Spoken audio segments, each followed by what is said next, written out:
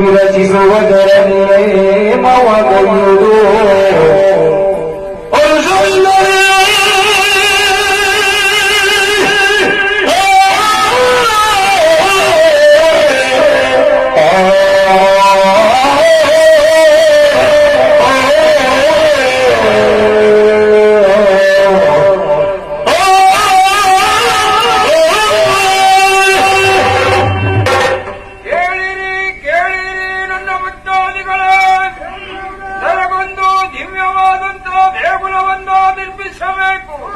ಅಲ್ಲಿ ಈ ಸ್ವರೂಪದ ಪ್ರತಿಮೆಯನ್ನು ಪ್ರತಿಷ್ಠಾಪಿಸಬೇಕು.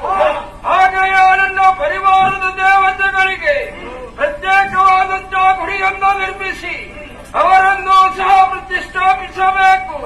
ತ್ರಿಕಾಲದಲ್ಲಿಯೂ ಬ್ರಾಹ್ಮಣರಿಂದಲೇ ಪೂಜಾ ಕಾರ್ಯವು ನೆರವೇರಬೇಕು.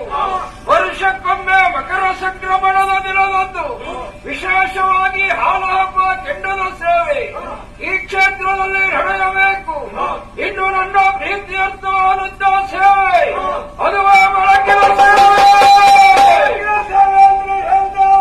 ಯಕ್ಷ ರೂಪದಲ್ಲಿ ಆಡಿ ತೋರಿಸುವಂತಹದ್ದು. ಅದಕ್ಕೆ ಯಕ್ಷಗಾನ ಬಯಲಾಟ ಎಂಬುವಾಗ ಇನ್ನೊಂದು ಹೆಸರು.